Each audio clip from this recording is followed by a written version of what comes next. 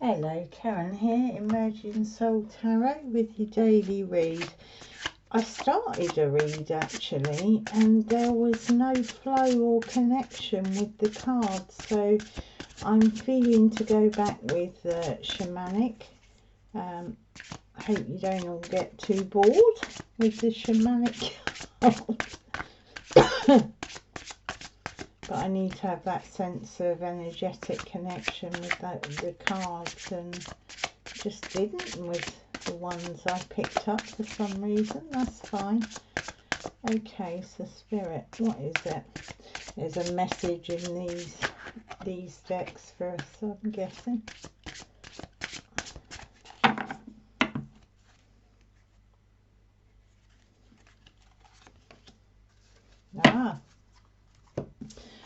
We have Hunter of Dreams. Yeah, interesting. Yesterday I had a card about for the dailies, bring it into form. I think the Hunter of Dreams is a similar kind of energy to that. The hunters, they weren't just hunting animals, they were hunting the spirit in all things. So there's that sense of us hunting out our dreams, or hunting the meaning of our dreams. So we'll pull a few from this deck and then see what's occurring. So we have letting go, grounding, sacred space, beautiful. Okay, so this Hunter of Dreams, I'll have a look what the Oracle says about the Hunter of Dreams. Ooh. I am the Hunter of Dreams. I go forth in search of dreams that will enable me to transform myself and others. I slip between the shadows of night and the sunlight of day, between what is and what may be, between hope and despair, between love and hate, in search of the dream that makes me human. Though I open doors for you who dream with me, I am also your guardian, and I protect you as you seek to transcend yourself and realise your innermost hopes. Yeah, so this is that discovery of truth, the kind of clues in life's patterns, either the larger patterns or our own patterns, and opening up, you know, and it's also about, you know, making sure that we're attending to metaphors, signs, guidance, you know, because this is really a card of wisdom. And the landscape of dreams is very much the in-between world. It's where our mind really is kind of in the background, our analytical mind, and our dreams are bringing up unconscious content, but also it can be a gateway and a portal for the spiritual to speak through. Also with dreams, there's a sense, if you meditate and you've meditated for some time, you practice regular meditation, there's a state in the meditation which is very dreamlike, in the sense that you'll have things emerge from your subconscious, you'll have spiritual messages emerge, and if you don't grab them, you know, when you wake up from a dream, if you don't take hold of them, they kind of dissolve. Yeah, it's a very curious state of meditation, but it's you know, it's an altered state of consciousness.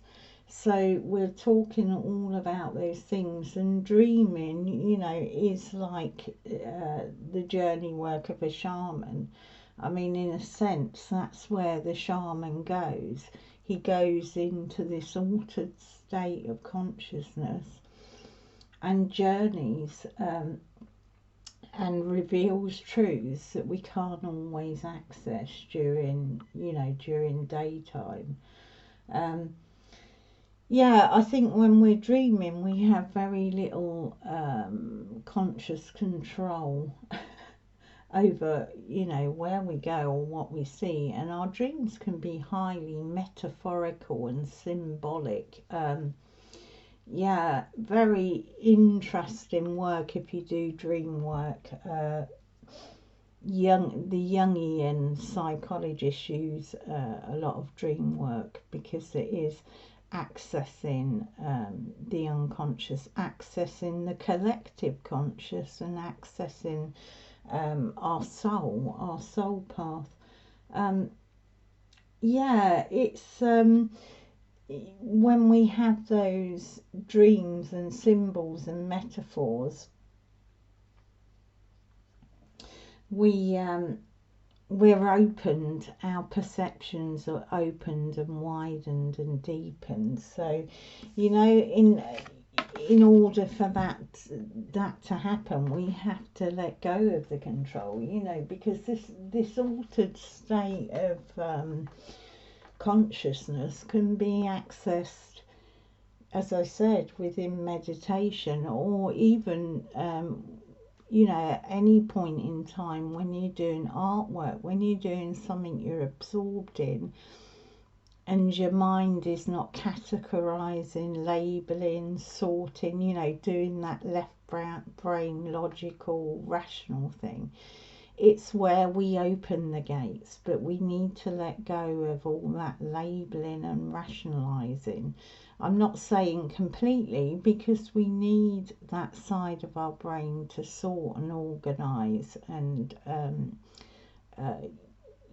sort out what we've seen. If we don't use our left brain, we're just left with a whole bunch of metaphors and symbols. We need to employ that side of our brain to kind of bring that flow. But if we're continuously in it, continuously labeling, continuously categorizing things, then that flow of that dreamlike metaphorical state, that deep consciousness or collective consciousness can't come through.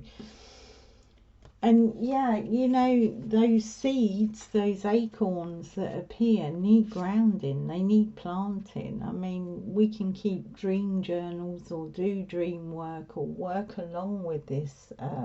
We can get in this energy of being a hunter of our dreams. But if we're not planting the seeds that we find in there, if we're not integrating what we've heard within our dream life, that we're not grounded in reality.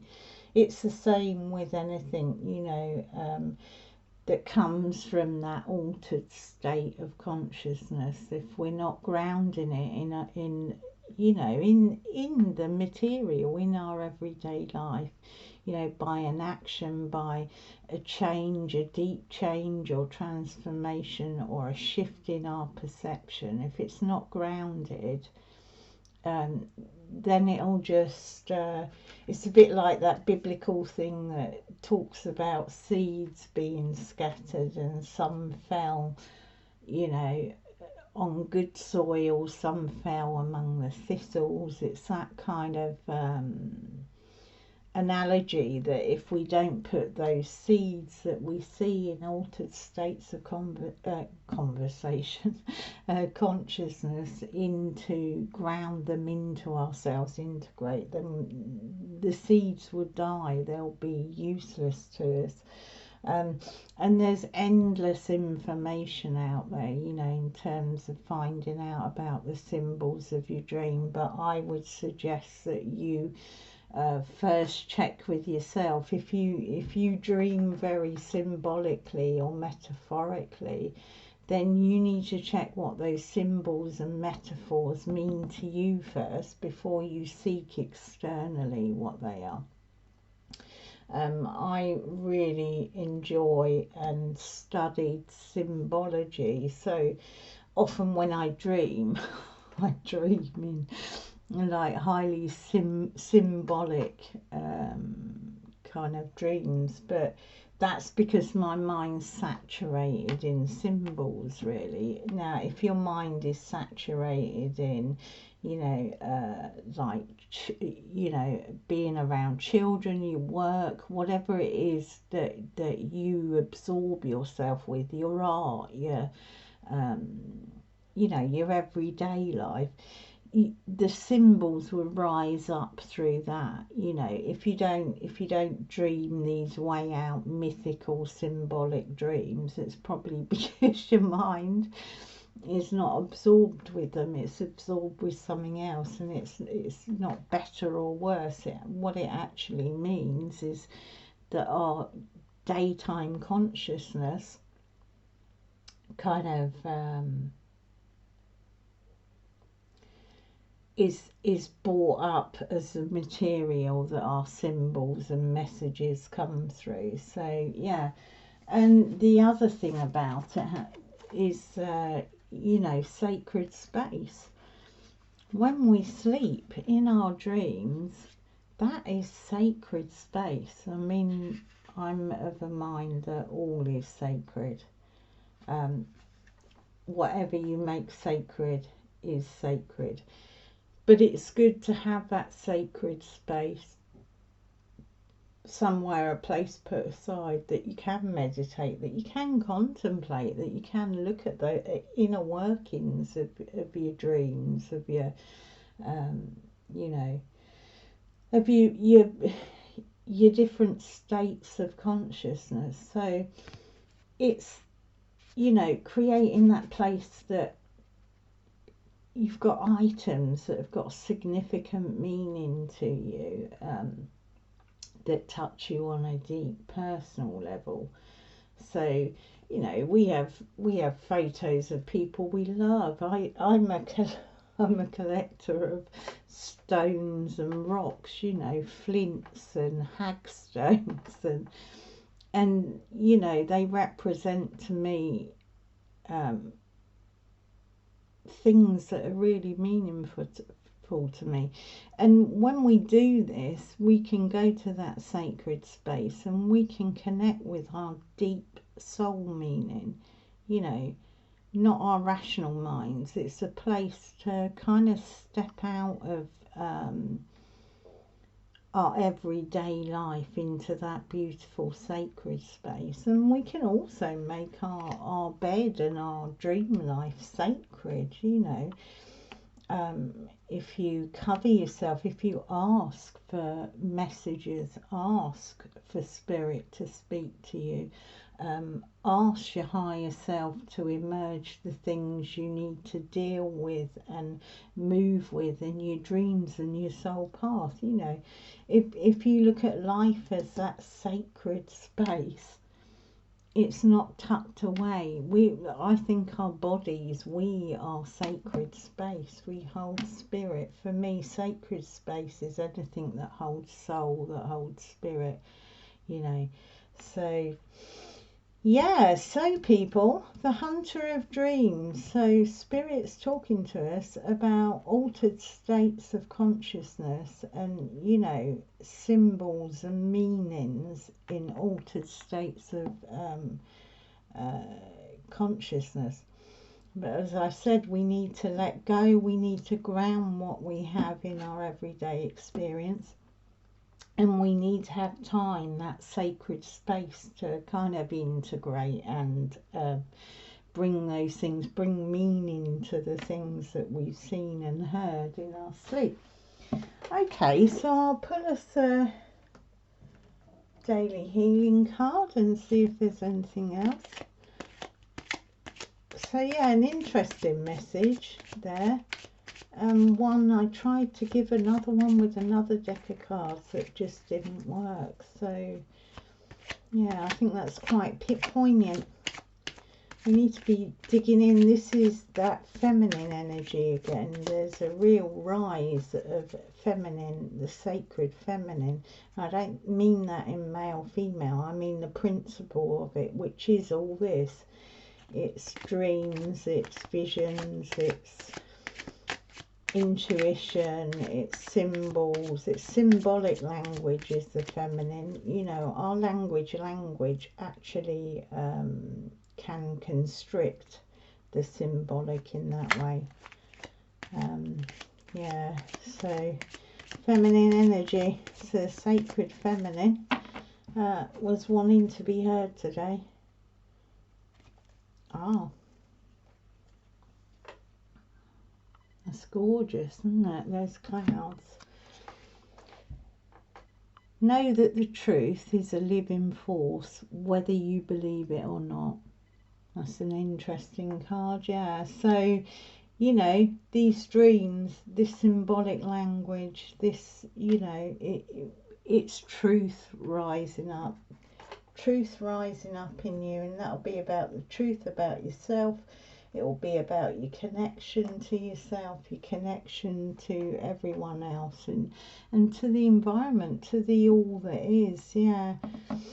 Okay then, people, I hope that was helpful. Certainly interesting. Okay, have a lovely day. Lots of love. Bye.